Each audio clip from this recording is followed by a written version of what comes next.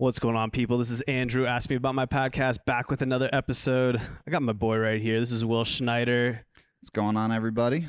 Schneider and we've been friends since the Regis days. The Regis days. When I was trying to think back, when did we meet? I think we got to blame it on our buddy Ryan Parkhouse. That's what I was gonna say too. Rugby parties. Yes, exactly. Yeah. I played rugby with our buddy Ryan. You were a roommate. You went to, was it Montana State for a little while? Yeah, I was Montana State, Bozeman, Montana freshman year.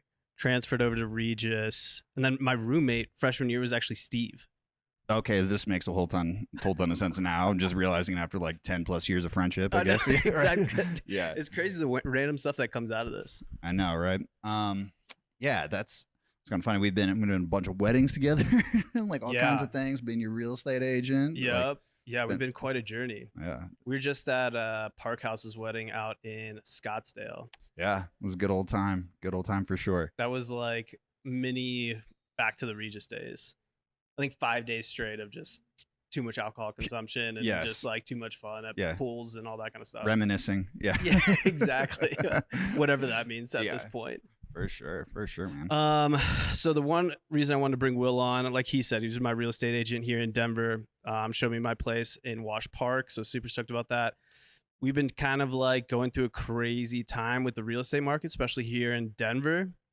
Yeah. So like, why don't you kind of like, well, actually first introduce yourself, tell as much as about your background that you want to say, drop your social media if you want to. We'll just kind of start there and then dive right in.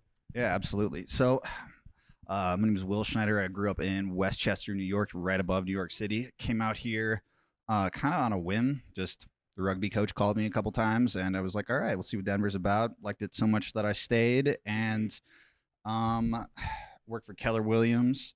Been doing that for about 6 years now. Like you said, sold Andrew his house or helped Andrew find his place. Yep. And liked it so much that I decided to move a couple blocks away from him. Do the same thing myself. Yeah. Continue this crazy whatever we got going on. Exactly. Yeah. Yeah, we were just kicking it for New Year's, which this is probably going to come out next Friday, so a week or two ago. But yeah, I mean, I guess with that being said, what has been going on here as far as like real estate goes? Obviously, it's been insane. Prices only go up or seem to only go up. Market or inventory seems to only go down. Like what? Like 2 cents of what's going on here. Oh man, yeah. Well, it's fooled quite a few people, including me. So when this first started, I thought this was going to be a death sentence. Like I didn't know if we were going to be allowed to work, but we were one of the few professions that was considered essential. So we got to sort of practice. In the beginning, it was an absolute shit show. Just not being allowed to like physically set foot on a property because the liability was so high and the restrictions were so severe. So we're doing virtual tours of houses and things like that, calling and asking sellers to FaceTime us through it and have people actually make a decision like on that basis, which was pretty rough. But then things got a little bit better, and I think the state kind of realized that we need a little bit more wiggle room because that is such an important thing. Mm-hmm. But I myself thought this was going to totally turn into a buyer's market. I thought it was going to be an absolute tanking. But sort of like around like midsummer, kind of realized that like we sort of landed on our feet, and our market actually totally skyrocketed because with the sort of the standard of like the Zoom lifestyle, people like remote working, like you could be you could live up in Vail, or you could live down here and you could work out in New York or like wherever you wanted to live, pretty much. Totally. And so I've got a ton of friends that live in New York City who decided like, okay, if that's all is required of me is that I sign in by a certain time and I don't miss any of my calls. I'm somewhere with Wi-Fi and I can be anywhere in the country. Yeah. So I've got friends from like that decided to just pick up, drive across the country, turn it into like a 2-week trip. They'd be staying in like Yosemite or like the Tetons in Wyoming, and then they just be on their Zoom calls and whatever, like in their pajamas, making business run as usual. You can make your virtual background whatever you want it to be. Exactly. And so they were just started to realize, they're like, oh my God, like Colorado, Wyoming, like the West is just beautiful. And well, we had a pretty good thing going, but now it looks like secret might be out at this point. I mean, good for me, but unfortunately, I mean, it's everybody's starting to realize how high the quality of life is out here. You know, better prices than places like San Francisco, New York City, Boston, and there's a mass exodus kind of coming our way, and so our market has been absolutely thriving. Yeah. It's insane. I think like when you look at kind of like the big picture of it all, I think yeah, mainly like I mean, you probably know better than me, but most people coming from California are moving east. Most people from Texas are coming up north. New York's coming out. Like where are most people coming from, or is it just kind of like wherever?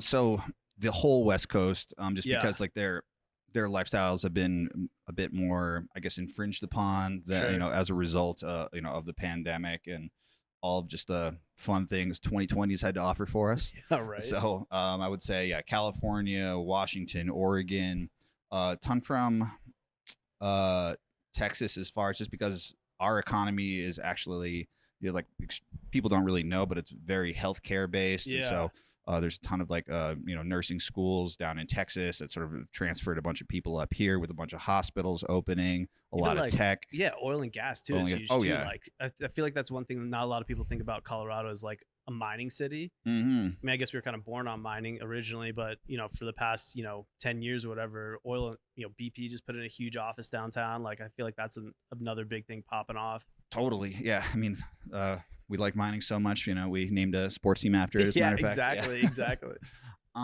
Yeah, that, I mean, there's quite a few industries, and like we were actually so diversified that we landed really softly with this whole thing, like as far as the restaurant industry got disrupted and things Yeah, like that.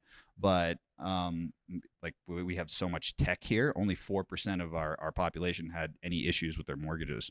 It was really. yeah, I was What would be like very surprised. nationwide? What would be like a national average of that?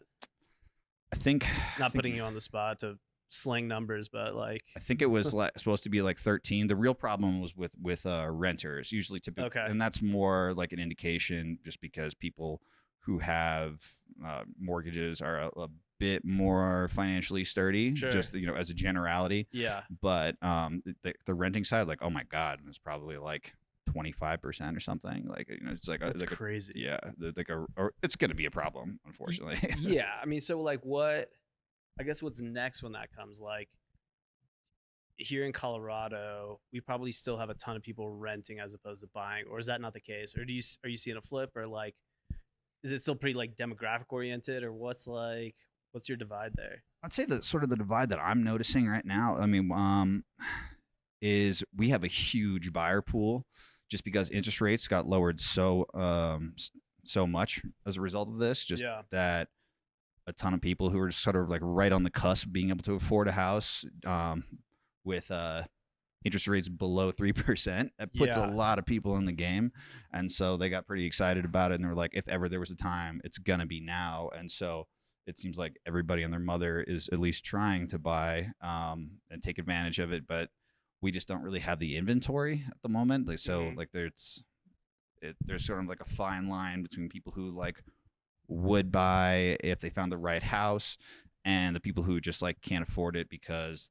when there's a house that hits the market that's got all the practical things that people like, yeah. it's quite common to see 10 plus offers in under 24 hours. That's crazy. Are Yeah. people still super picky? Like what are you seeing when it comes? Are most people trying to buy a condo? Or most people trying to buy a single family? Land? I know you're big into land. Like what are people's goals right now or like expectations? Right now, I mean, before this all started, Yeah. it was like anything you can get your hands on, condo, house, whatever. I just want to be in a certain area. Sure. Now there's a much bigger focus on getting a house, just because people consider lifestyle. They're like, okay, if I'm going to be stuck inside for an indefinite Yeah, good amount of point. time, they're like, what do I want that space to look like? Because that is going to be my entire world. And so Yeah. people are deciding like, all right, if I can get it way cheaper, and I can't enjoy like bars and restaurants and whatever, I'll go 40 miles outside of town, pay, half the price that I would for, a comparable house, like, within the city limits, Sure. and, get twice the space, get like some people, like the average, like can build that is kind of desirable. Would it Yeah. used to be like a 3-bed, 2-bath. People are now looking for like 6-bed, 4-bath. They want like, say it's like a family, for example, Yeah.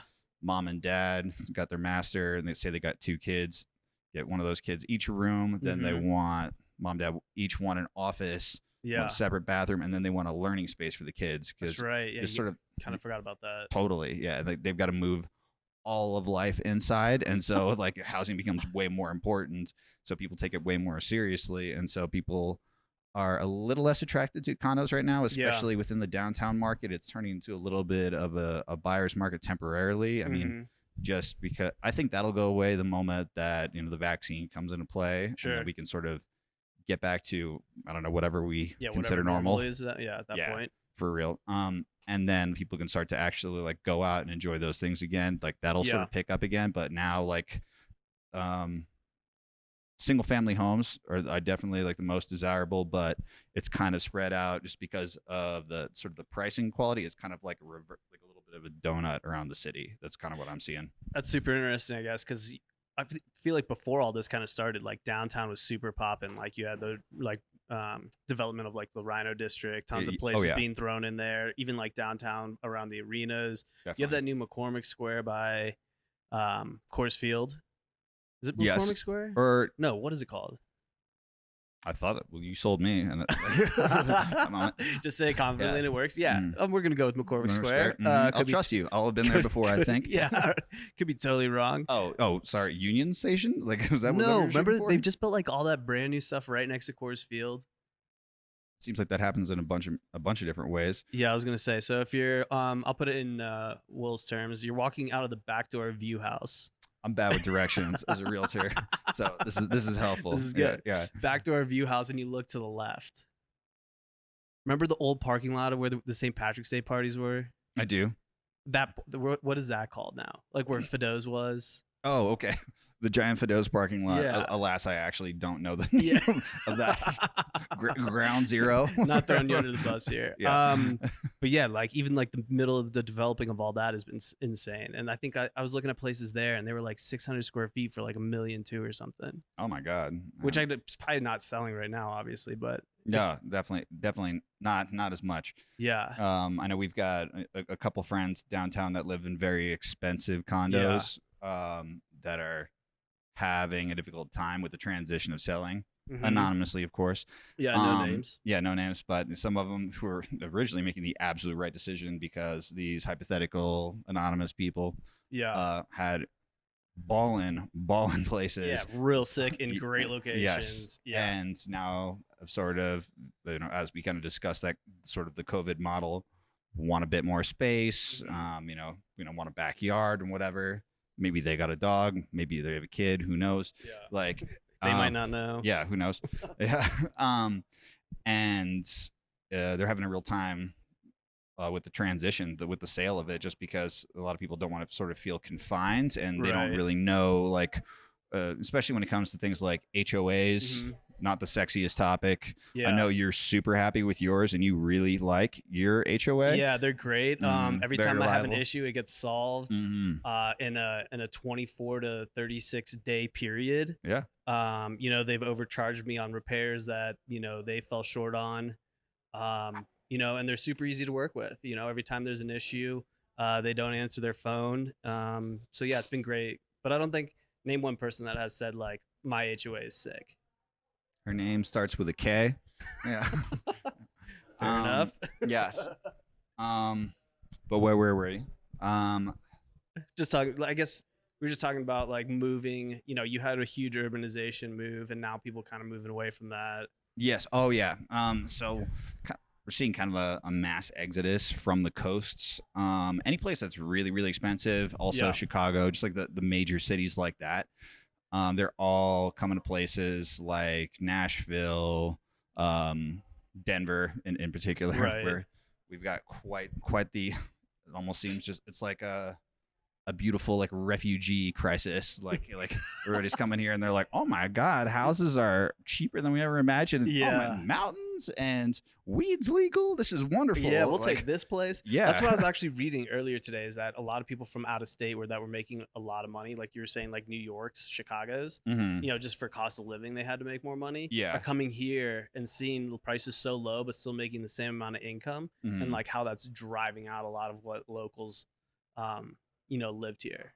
Yeah. like almost artificially raising the price of what a house should be, where Totally. it should be. Yeah, and that's kind of the unfortunate part is Yeah. because like I remember like my first year in real estate was 2015, and a 3-bed 2-bath like single family house that would be back then would be like 300,000, and like Yeah. you get fair amount of competition over that, but like that's a that's a good starter home. Yeah, that's what I was thinking. Now like that's a blown out trap house, like it Yeah, barely you're exists. gutting it. Yeah, absolutely. And like if it's 300,000 and it had it's more than like a 1 bed, and then Mhm. there's some kind of complication implied.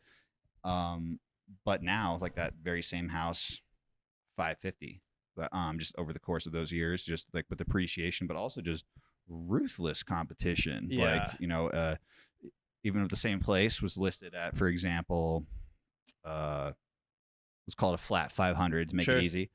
Just the bidding wars and like the lack of inventory that we have will take that up to sometimes a $50,000 price war. That's insane. Yeah, and some people coming from places like California where they've just sold their place, and they've got like all cash. It makes it very difficult to compete, and people who who've been living here their entire lives are only working on a Colorado budget, and Yeah. then when they just get drowned out by these big city buyers, there really is it's an unfortunate side to it. Right. Economics can be a little bit brutal, but Colorado's just being Colorado now. Yeah, I was gonna say you just got to make yours now. Yeah, absolutely. But I feel for it, and coincidentally, I'm as an out-of-stater, Yeah. we both contributed toward it, Yeah, I toward was in our gonna own say, way. Yeah, yeah. for sure. 10 years ago when we first got here. Yes. Yeah, same thing. Exactly. So what would be, I guess we can kind of get close to wrapping this up. What would be like someone coming in from out of town, someone local, someone whatever, looking for, let's just start with like a condo to buy. Like where's the most value in the city, if that even exists? Is it, closer to where we are in Wash Park? Is it more downtown right now? Like you were saying, there's kind of a pop going on in the bubble. Like where would you be able to find like the best value for a condo? I would say one area that I mean, this is kind of a bold statement. Yeah. And there are plenty of people who might righteously call me out and say it's bullshit, but an area that I've found to be historically recession proof Yeah. is Cherry Creek, Wash Park Right. area. Just areas that have just continued to appreciate, that have like always sort of maintained a certain quality of lifestyle. Right. Values continuously gone up, even under like really messy circumstances like the 2008 recession. We're landlocked too. I mean, you Yeah, have exactly. the park on one side, you have the Cherry Creek facility of the malls, restaurants, all that kind of stuff, and then you have the golf course on the other side. Yeah. So like we're like almost landlocked, making it ideal. Yeah, totally. And I mean, it's like a little oasis, Yeah, of true. people who just like through geographic convenience. You got like, I mean, people from out of state won't know what this is, but there's a couple crucial highways you're gonna want to know about. Yeah. I-70, I-25, and so just since we've got a great intersection to kind of get anywhere. Especially out to the airport. Like for me, living down here, like if I-70's backed up north, Mhm. like you just go, what is it, 225 or go 25 to 225 to whatever. Yeah, Up and or around. Alameda, Yeah. 225, and then out to Pena and Yeah, whatever. exactly. Yeah, super convenient, and so a lot of people are out of state commuters. I know you were traveling every other day when Yeah, you I were allowed to was. work like a normal person. Yeah. That's long gone at this point. Yes, but they made it a really practical decision. Sure. And, I'd say like for condo owners at least, like when that starts to be a little bit more popular again, this is an area to absolutely recommend. Very quiet, and it's kind of very family oriented, but there's still Yeah. a lot of like fun things to do, bars, restaurants, all that type of thing around here. So Yeah. I mean, I mean, I'm here. Yeah, that's why I'm here. Yeah, I mean, yeah. favorite thing, you can get out to the airport in 45 minutes. You can get to Pepsi Center in 15. You can get to the Broncos Stadium in another 15. Like, we're fairly in the middle of everything, which Yeah. is nice. Yeah, big fan.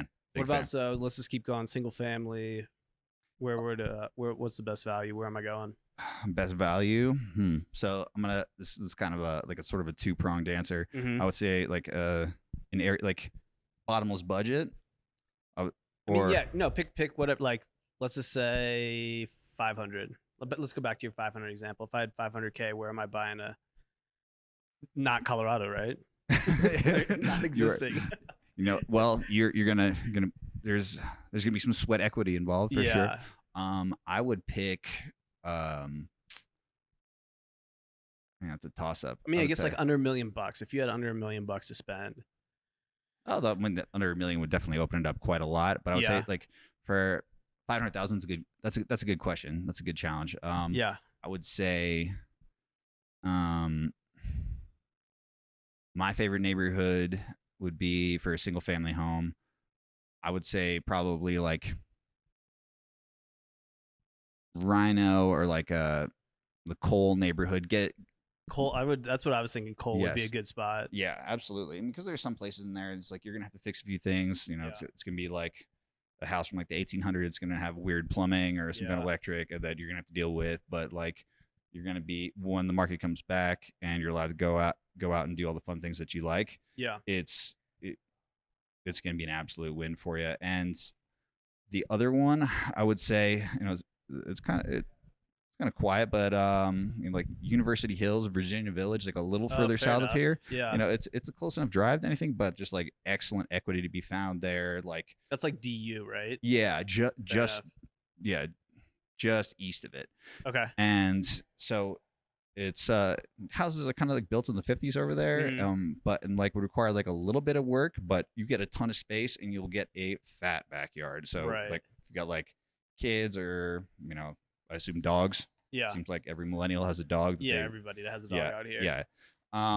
That like I would say like that's the move. And like it'll by the time all of San Francisco gets here, they'll be True. fighting for it. So buy it up all you can. And then they'll go up to $1 million. Then you Yeah, can flip it, and you're well on your way. exactly. And if you get up to a million, I mean, Cherry Creek, do Cherry. I'm sorry, I'm leaning too far into Cherry Well, Creek I and think stuff like that. yeah, and you and I have Yeah. lived here for the past handful of years. Mm-hmm. So for us, like, I mean, I think this is a great area. You can get to the park. I already said downtown super easy, airport super easy, mountains are super easy. Jump on 6. You're well on your Absolutely. way.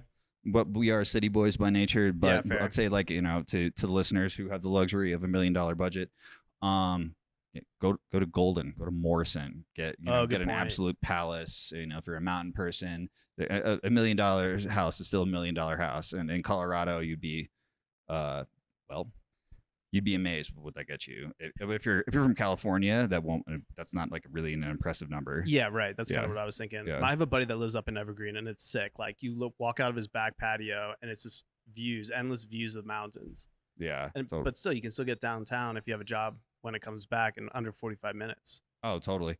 Also, speaking of Evergreen, I think need to shout out my boy from high school, buddy Tommy, sort of Four Noses Brewery. It's a fantastic Go to brew. that camera. Exactly. Four Noses. Delicious shit. He's got a whole variety, and he's very creative with it. Started it on a whim. Did not ask me for this promotion. Might even be mad at me for this promotion. Who knows? But yeah, it's fantastic stuff. And so like, that's kind of the nice thing about Colorado is they give you like a ton of freedom as far as like like the way you want to run your business before all this. Yeah, I'll say that let's be before. careful, Yes. put a Yeah, little exactly. asterisk before Exactly. this crazy Yeah. ass year and a half. Yeah, they come out. If you come out here with sort of the idea of wanting, that was kind of like what made Colorado originally attractive. Is like if you want to start a business and just run it, like they don't ask a ton of questions. Legalize weed. There's a lot of overnight millionaires that that came up in like 2012 through 2019. Yeah, I mean, I think that's the craziest part is we have everything from like hemp to weed to oil and gas. Yeah, and there's like really no gap in between any of them. Yeah, and like our, I mean, like clothing designers come out Yeah, here. true. Got a bunch my of God. random ass DJs out here. Yeah, exactly. Yeah, we got Red Rocks. Yeah, Yeah, there's a million one reasons to come to Colorado. Right now it's still, some people don't think it's cheap. If you're from St. Louis or something, you'll be mad about the prices. Yeah. But if you're from California or basically the whole East West Coast, yeah, it's still a very enticing place to be. But as an entrepreneur, I would say like that this is like the perfect start from scratch state. yeah. I Yeah. agree with that. Yeah. I think like opportunities, you have tons of opportunities. You have tons of people, and I mean your audience varies tremendously. Yeah. And in not a far area, like especially since everything's been kind of like you said, the donut of downtown is like kind of starting to pop. Oh yeah. Or Yeah. pop off, I guess I should say, getting super popular. Yeah, and it's kind of funny. I was just talking with a buddy of mine this morning, and We're talking about kind of well, I was a history major in college and sort of like the cyclical nature of things. Yeah. And so like in 1918 they had, the pandemic that we all keep citing, and um after that was over, like the roaring 20s, everybody went to rush out and party, and everyone was spending crazy money, and of course that led to the Great Recession that kind of fucked us in the long run, but Yeah. whatever. But for 10 years we were having a blast. And so I'm hearing plenty of economic. There are two economists in my house, and so I'll cite them. Like they've been kind of mentioning that like 2022 might be the year that where people just like through a combination of government grants and whatever, like a little bit of extra spending, like we might have the opportunity to sort of build businesses back up with a little bit of help from Uncle Sam. Yeah. Obviously it'll be a fun run, and then the economy will crash in like another 10 years, and then we'll have to bite the bullet on that. But people are going to have a whole bunch of fun in 2022 once the vaccine is dispersed, and I think we're all going to go crazy, and life's going to be super fun. So I want to spread a little bit of optimism. Just one man's theory. Yeah. I mean, if it's been anything like the past few years, I mean, I can't say without getting super down the road, but like the environment for new business has been insane. Oh yeah. And here in Colorado too is no different. I mean, you've had, crazy urbanization. You had Rhino come off the map, restaurants, breweries, clothing stores, knife stores, very specific, hobby stores come up and just like absolutely crush it and create like a new environment. And let's talk about Rhino for a second, actually, like as a little like microcosm. Like in 2018, I would say like specifically, that was like our like Haight Ashbury. It was like the most interesting place ever. I remember just going there and started like spending some time there, going to parties and bars, trying new restaurants and whatever. And just on the Larimer Strip there, it was like an adult Candyland. Like it was just like weed shop, coffee shop, bar, like we're like crazy art gallery, crazy-ass restaurants, and like people were just always doing fun things. Like the energy was fantastic over there, and like everybody was having fun. The economy was great. Businesses were all over the place. Like everybody was doing super well. Like as far as like starting their own individual like smaller businesses and stuff like that. It was the creative like heartbeat of the city. And now, I mean, it's temporarily it kind of looks like it's like almost the complete opposite. Yeah, I mean, without ragging on Detroit, it kind of looks like Detroit. Yeah. Everything's boarded up, and it just, I mean, when you sort of kill that creativity, then it makes it very difficult to work around. But like when it comes back, like that's, I would say like Rhino, like as it blew up, and I think it's definitely got to come back in for sure. Oh yeah. But like those are the parts like the inner city that I would say like are super attractive. Sure. So like if you're a condo person or townhome person, like that's a neighborhood absolutely to check out. Like don't write it off. Right now you won't see it with its game face on. Yeah. But like, but when it does come back, like absolutely worth getting a place there. I would like honestly, if I had a choice, really right now, I would absolutely live there for like a couple of years. Yeah, I always keep my eye on that neighborhood because I think it's super interesting. Like you said, like if for people from Miami, it's our Windward Walls. For people from New York, it's almost like our Hell's Kitchen. For people from LA, it's almost like our, I don't know the best way to put it in LA terms. I'm trying to think of what. Maybe Inglewood. like, I'm not an LA person. Yeah, Westwood maybe. I mean, because it's so diverse, but yet like doesn't matter where you are or who you are, how much you make, where you come from. Like you're going to that neighborhood to either enjoy art, enjoy a restaurant experience, enjoy a joint and a coffee. Like, I think that's one place in all of Denver that most of those people mingle. Absolutely. Like which is super cool. Yeah. If you've got an original idea and you go to Rhino, someone will entertain that conversation, and it will turn into a fruitful day for you for sure. Yeah. I guess here's like a way to show how popping it is now. There's a Patagonia, there's a Burton, there's a Red Bull, there's a what's the other brand? There's one other major brand that considers themselves like a fringe, fringe on corporate versus independent, that have moved into those neighborhoods to absorb and have taken in, a lot of the culture that area has created. That's a great question. I mean, they have so many that there's such a multitude of options. Yeah, all I know is that there are places there where you can, I don't know, you buy $600 ugly sneakers. Like that's how cool that neighborhood is. Yeah, that's a very good point. Yeah. Let's wrap this up for now. We're doing pretty good. 30 minutes in. Mm. Shout out whatever you want to shout out. Business. If you have a rant on your business, feel free to go through that.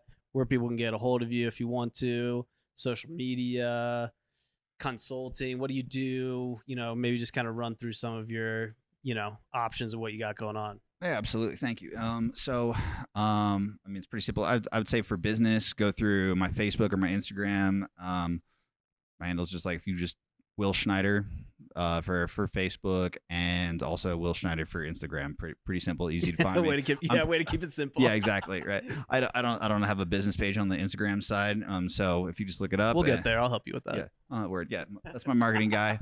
Plug to Mr. Dornish. Yeah. Always been my marketing guy for sure. Also Four Noses, fantastic beverage if you're in the mood. One thing I would say that like makes me different is like I like to work for my friends specifically. I was asked the other day, like, would you prefer to do like high volume properties, like, something like $1 million plus, or would you do those like a couple times a year, or would you rather do like, a lot of like lower level market prices, like several like $400,000 places a year?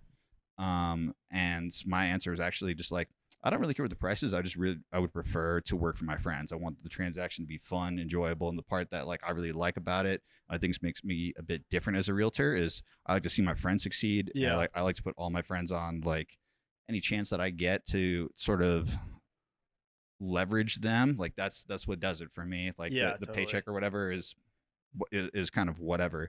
I like to be just involved in the process. I like to see them succeed and do big things, and just kind of know that you sort of work within your community. Like my first year in real estate, like I remember like I barely made a dime. And then so it took like a little while for people to be like, okay, man, like now you know what you're doing. I'll give you a shot. And so like every time someone would give me an opportunity, that meant so much to me. So like that's kind of what my attitude is like, when people don't know what they're doing, I love to be able to look at them with confidence and say like, I do know what I'm doing. I can help you. And if this is it's a very serious process that you might not understand right now, let me help like humanize it for you. Let me put it into basic terms and promote it. And like, and I care about the way it goes. And like, that goes also like after the transaction is over, like, my our buddy Andrew and his fiance Hillary kind of like gave me the nickname like Uncle Will. Like it's just like, so I'm gonna be around like once I sell you the house, like it's not over. Like I'm curious like how it went. Do you like your neighbors? Like what's the whole process like? Where you want to go next? Like I'm gonna be a relevant presence. Like that's kind of the attitude like that I bring to it, and that's sort of my individual brands. But I mean, come find out for yourself. That's mostly my thing. Yeah, totally. Super encouraged. Make sure you guys hit up Will Schneider. Really appreciate him jumping on today. Had a ton of fun with this. Make sure you give him a follow on Instagram, main channel. Yeah, I would say that's the where main your videos come from and stuff like that. Yes, indeed. Okay, sick. Appreciate you guys. Make sure you leave 5 stars, leave a comment below. Let me know what you guys think. And looking forward to next time. Peace. All right. Thanks, guys.